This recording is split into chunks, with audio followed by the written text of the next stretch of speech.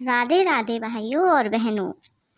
आज मेरे चैनल भक्तवाणी पर कम समय में संपूर्ण सत्यनारायण व्रत कथा को भक्तिभाव से कम समय में ध्यानपूर्वक सुनिए। श्री सत्यनारायण व्रत कथा। सामग्री: केले के पत्ते, चावल, अबीर, धूप, पुष्प, माला, श्रीफल, ऋतुफल, गुलाब फूल, तुलसी, पान, पंचामृत आदि।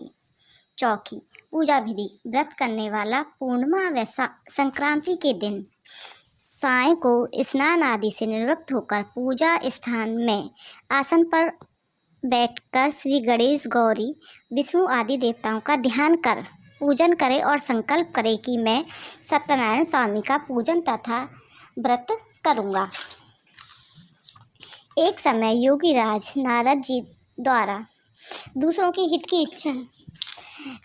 की इच्छा से अनेकों लोकों में घूमते हुए मृत्यु लोक में आ पहुँचे। यह बहुत योनियों में जन्मे हुए प्राय सभी मनुष्यों को अपने अपने कर्मों के द्वारा अनेकों दुखों से पीड़ित देखकर नारद जी को बहुत दुख हुआ और तथा दुखों को नाश करने की विधि जानने के लिए वे भगवान विष्णु भगवान के पास पहुँचे तथा उनसे प्रार्थना की, हे नाथ, मुझ पर दया रखते हुए बतलाएं कि मनुष्यों को सब थोड़े ही समय में अपने दुख कैसे दूर कर सकते हैं। भगवान जी बोले, हे नारद, मनुष्यों की भलाई के लिए है, यह आपने बहुत अच्छी बात पूछी है, जिसके काम करने से मनुष्य मोह से छूट जाता है। और मैं कहता हूँ कि पुण्य देने वाला तथा स्वर्ग तथा मृत्यु लोक में दुर्लभ एक व्रत है।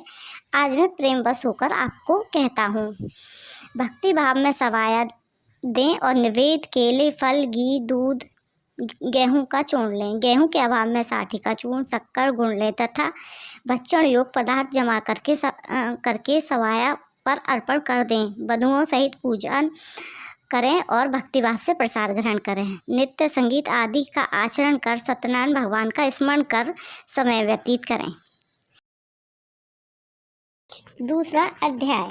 सूत जी बोले, हे ऋषियों, जिसने पहले इस समय में इस व्रत को किया है उसका इतिहास कहता हूँ, ध्यानपूर्वक सुनो। सुंदर काशीपुरी नगर में एक अति निर्धन ब्राह्मण रहता था। वह भूख और प्यास से बेचैन हुआ नित्य ही पृथ्वी पर घूमता था। ब्राह्मणों को प्रेम करने वाले भगवान ने ब्राह्मण को दुखी देखकर बूढ़े ब्राह्मण का रूप धर उसके पास जाकर आदर से पूछा, हे ब्राह्मण, नित्य दुखी हुआ पृथ्वी पर क्यों घूमता है? हे श्रेष्ठ ब्राह्मण, यह सब मुझसे कहो, मैं सुनना चाहता हूँ। ब्राह्मण बोला, मैं बहुत निर्धन ब्राह्मण हूँ, भिक्षा के लिए पृथ्वी पर फिरता हूँ। हे भगवान, यदि आप इसका उपाय जानते हो तो कृपा कर कहो। वृद्ध ब्राह्मण बोला, हे सत्यनारायण भगवान मनवांचित फल देने वाले हैं, इसलिए हे ब्राह्मण, तू उनका पूजन कर, जिसके करने से मनुष्य के सब दुखों से मुक्त हो जाता है। ब्राह्मण का सारा व्रत का विधान बतलाकर बूढ़े ब्राह्मण का रूप धारण करने वाले सत्यनारायण भगवान अंतर्ध्यान हो गए। जिस व्रत को वृद्ध ब्राह्मण ने बतलाया मैं उसको निश्चय ही करूँगा। यह निश्चय करने पर वह उसे रात भर नींद भी नहीं आई। वह सवेरे ही उठा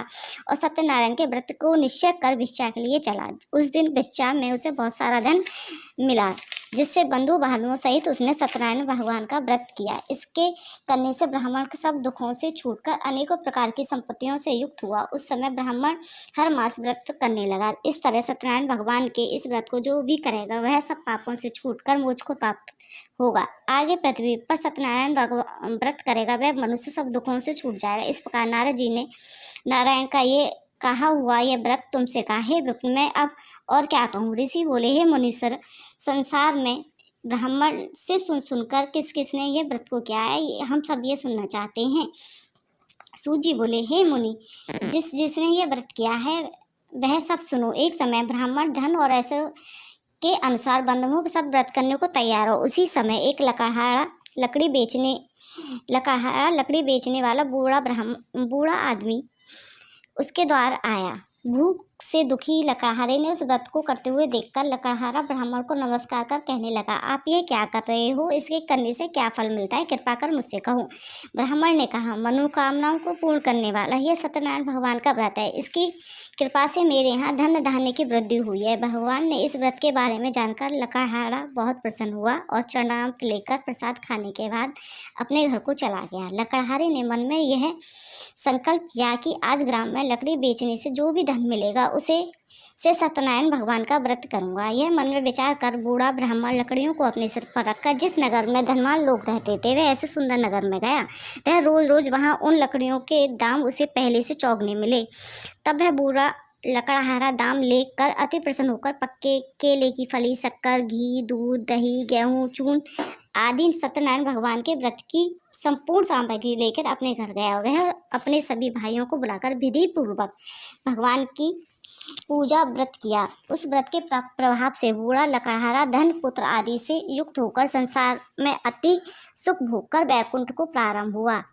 दूसरा अध्याय समाप्त। तीसरा अध्याय प्रारंभ। सूजी बोले, हे श्रेष्ठ मुनि, आगे की व्रत कथा मैं आपसे कहता हूँ, ध्यानपूर्वक सुनिए।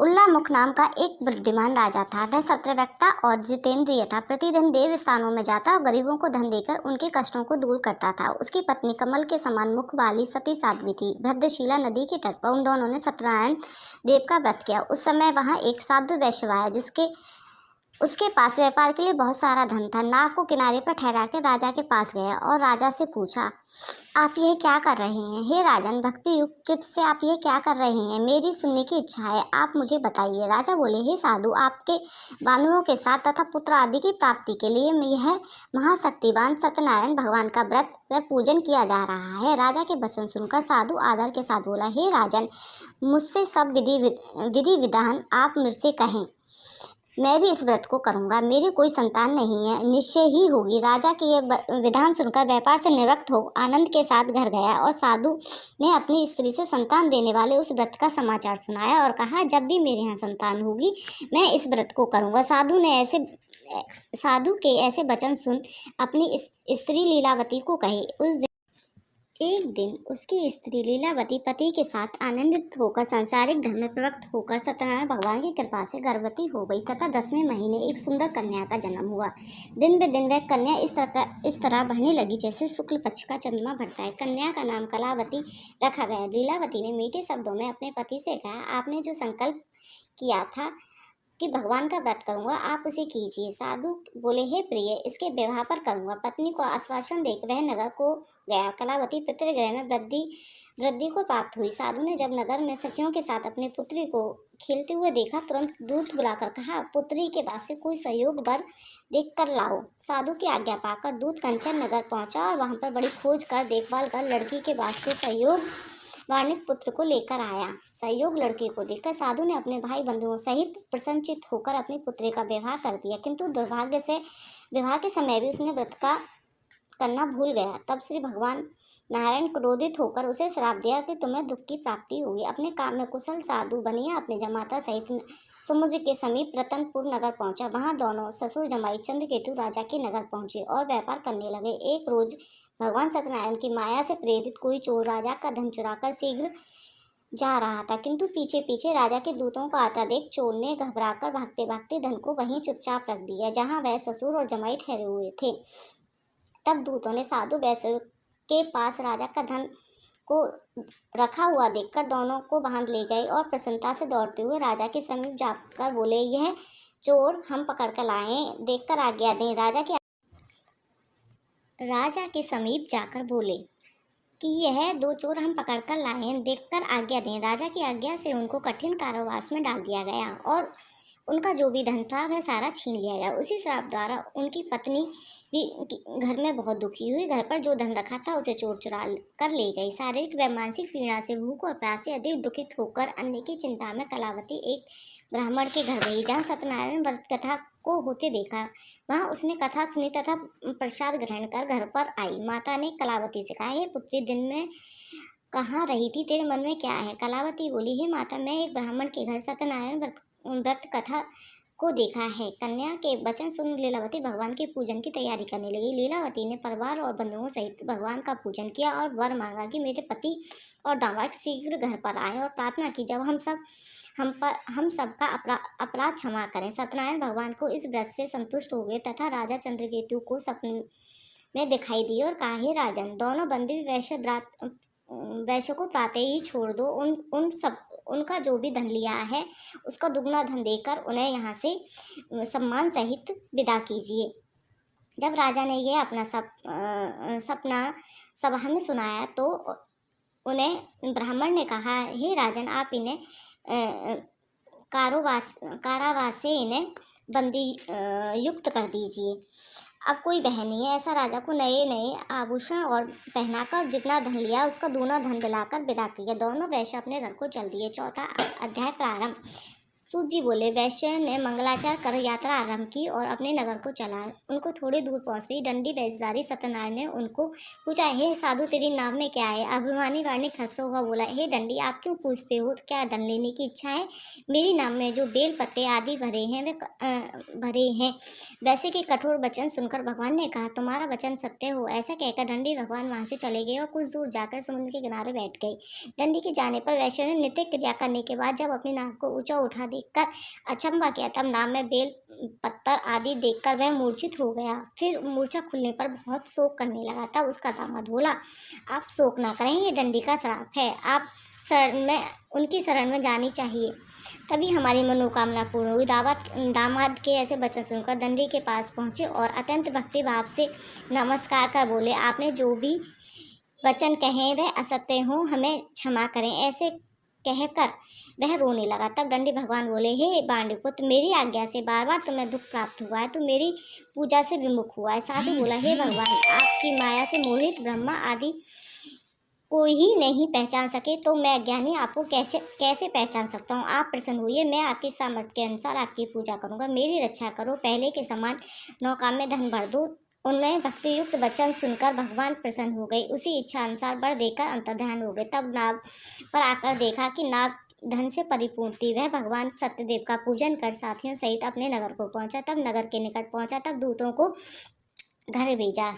दूत ने साधु के घर जाकर उसकी स्त्री को नमस्कार कर कहा, साधु ने आपको दामाद सहित नगर के किनारे आ गए हैं। ऐसा वचन सुन सती बड़ी हर्ष के साथ भगवान सत्यदेव की पूजन कर पुत्री से कहा, मैं पति दर्शन करने जा रही हूँ, तू अपना कार्य पूर्ण कर शीघ्र आना। माता के वचन सुनकर कलावती प्रसाद छोड़कर पति के पास गई। प्रसाद की अवज्ञा के कारण सत्यदेव भगवान रुष्ट हो गए और पति को नाव सहित डुबो दिया। कलावती ने अपने पति को ना देखकर रोती हुई जमीन पर गिर गई। इस तरह नौका जल में डूब गई और साधु बहुत दुखी हुआ। बोला, हे प्रभु, मुझे और मेरे परिवार से जो भी भूल हुई है हमें क्षमा कीजिए। उसके दीन वचन सुनकर सत्यदेव भगवान बोले और आकाशवाणी हुई, तेरी पुत्री मेरे प्रसाद को छोड़कर आई है, इसलिए उसका पति अदृश्य हुआ। यदि वह घर जाकर प्रसाद खाकर लौटे तथा मैं उसका पति अवश्य मिलेगा। आकाशवाणी के ऐसे वचन सुनकर कलावती ने घर पहुंचकर प्रसाद खाया और उसको अपने पति के दर्शन दिए। तब वैश्य परिवार के सब लोग प्रसन्न हुए। फिर साधु ने बंधुओं सहित सत्यदेव भगवान की पूजन की। उस दिन से वह हर पूर्णिमा से वह संक्रांति को सत्यनारायण भगवान की पूजन करने लगा। इस लोक को सुख कर सबको प्राप्त हुआ। 5वां अध्याय। सूत जी बोले, हे ऋषियों, मैं और भी कथा सुनाता हूँ, सुनो। प्रज्ञा पालन में लीन तुंगध्वज नाम का एक राजा था। उसने भगवान का प्रसाद त्याग कर बहुत ही दुख पाया। एक समय वह वन में जाकर पशुओं को मारकर बड़ के पेड़ के नीचे आया। उसने भक्ति भाव से ग्वालों को बंधुओं सहित सत्यनारायण का व्रत करते हुए देखा। राजा को देखकर अभिमानवश वह वहां न गया और ना ही नमस्कार किया। तब ग्वालों ने भगवान का प्रसाद उसके सामने रखा तो वो प्रसाद को त्याग कर अपनी सुंदर नगरी को चला गया। उस समय अपना सब कुछ नष्ट पाया तो वह जान गया कि यह सब उसे भगवान ने ही किया है। तब उसने विश्वास कर ग्वालों के समीप गया और विधि पूर्वक भजन कर अपना प्रसाद खाया। सत्यदेव की कृपा से वह जैसा था वैसा ही हो गया तथा सुख भोग कर मरने पर सर्वलोक को प्राप्त हुआ। जो मनुष्य इस परम दुर्लभ व्रत को करेगा, भगवान की कृपा से उसके धन धान्य की प्राप्ति होगी। निर्धन धनी होगा, बंदी बंधनों से मुक्त होकर निर्भय हो जाता है। संतानहीनों को संतान की प्राप्ति। जो भी मनुष्य इस पूर्ण व्रत को करता है वह अंत में वैकुंठ धाम को जाता है। जिन्होंने पहले इस व्रत को किया है उसका इतिहास मैं आपको सुनाता हूँ। वृद्ध सदानंद ब्राह्मण ने सुदामा का जन्म लेकर मोक्ष को प्राप्त किया। उल्लामुख नाम का राजा दशरथ होकर वैकुंठ को प्राप्त हुआ। साधु नाम के वैश्य ने मोर ध्वज बन अपने पुत्र को चीर कर मोक्ष को प्राप्त हुआ। महाराजा तुंगध्वज ने स्वयं भू होकर भगवान की भक्ति युक्त कर्म का मोक्ष को प्राप्त किया। सत्यनारायण भगवान की जय। जो भी इस व्रत को करेगा उसकी सभी मनोकामना पूर्ण होंगी।